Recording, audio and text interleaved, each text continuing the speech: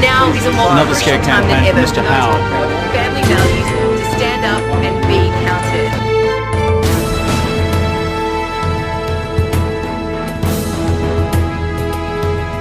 G'day, welcome to YouDecide 2007's coverage of the federal election. YouDecide 2007 is a new concept in journalism. It's a site where you go and you decide what is important and you report it. Each week we'll be taking highlights from our website, and to help you we've got some of Brisbane's best and brightest. We've got Dale Spender, feminist, author, academic and ambassador for the colour purple. We've got John Harrison from the University of Queensland, raconteur and former public servant and Goss spinmeister. We've got Warwick Powell, who's the CEO of research firm Transpac. He's a former Goss government apparatchik and still a political tragic. And I'm Graham Young. I'm the founder and chief editor of eJournal Online Opinion. I'm also a former vice president of the Queensland Liberal Party.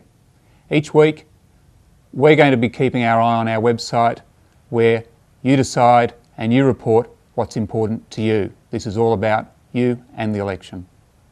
What are your thoughts on Australia's involvement in Iraq? Well, I mean, you've got to look at actually what happened, and with the benefit of hindsight, one might at times make a different decision. But the Australian government was given intelligence that indicated that Saddam Hussein had weapons of mass destruction. Okay, so what we've just seen from the site is two different stories, but they share one thing in common. Both those stories have been used by the mainstream media or by political parties as gotchas, fairly conventional gotchas of politicians. In one case we've got Peter Lindsay making a comment about nuclear power to his opponent, and then that's picked up by the opponent. Then our journalist's gone along and searched his website. He's taken stuff off, but we've found the stuff that was there, and that forms the basis of a news story. On the other, you've got, again, a politician giving a fairly conventional view of life, and in this case the Courier Mail has grabbed just one part of it, which is him saying, well, perhaps with hindsight you wouldn't have gone into Iraq, and that's been blown up as a big story. Now, Warwick, you've run campaigns. I think you've run them fairly savagely and with a very tight leash on your candidates. What does this sort of coverage do to those sorts of campaigns? Does it make them redundant, or does it just force them to change the way they operate? Graham, I think there's always been a tension between central campaigns and their attempt to control a message and the ability of local candidates to stray from that message, often for good reasons, but often for pretty silly reasons. I don't think that the new medium is the only reason why this happens, though. Take Belinda Neal yesterday, for example, who, with the aid of conventional television, gaffed on the GST. What this does, though, is that it adds just another dimension which makes it even harder to manage the message and control the message. You've got more people out there doing their own research, trying to expose you, as opposed to a smaller number of journalists who might or might not have time to do it. So it's time consuming, and I think it does open up an area of risk from the point of view of managing a campaign. And a political party is going to be using this medium.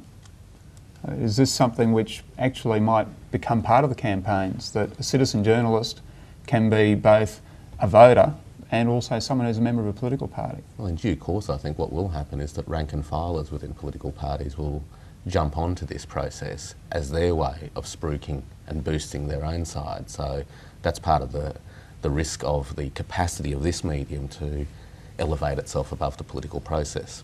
So, Dale, you're a voter in this instance. Do you pay any attention to these sort of gotchas? When you go and actually look at the material, do you think it's particularly shocking?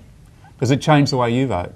Oh, it definitely doesn't change the way I vote. What it does is disillusion me about the media, because it's actually making a story out of something that isn't a story, and therefore all the big stories just disappear on these tiny little things. And I think young people are quite right. You know, all our kids who are reared on YouTube and everything else are quite disillusioned with it as well, and think that it's a lot of fuss about nothing, which is why I think at the moment online stuff is doing so well, because it's still relatively unsophisticated. And once it does become, all the apparatchiks are using it for their own messages, it'll be like the traditional media. I think it's the fact that it's still a bit novel and a bit unsophisticated. But certainly I think at the moment it's a foil for the headlines in the newspapers that so frequently have no substance to them at all, and you really get upset by the time you've finished reading it. That, so what? So what, you think? You know, these great headlines. So is this a threat to people like John who train journalists? I mean, I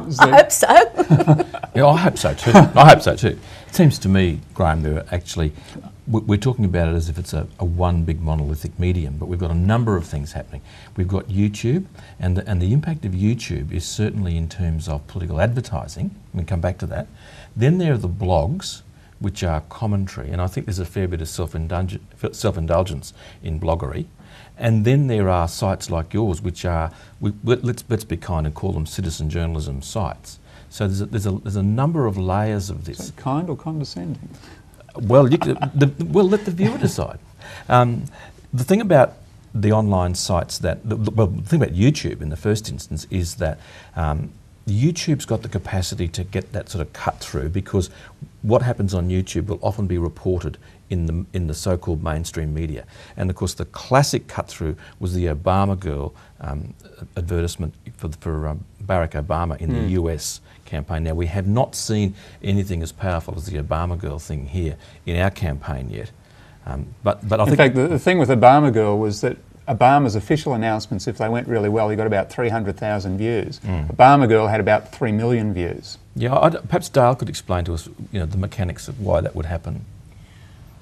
Well, I think it's probably the notoriety and the sensationalism of it again, that it attracts attention So in a way nothing in to which do with the quality of the YouTube video.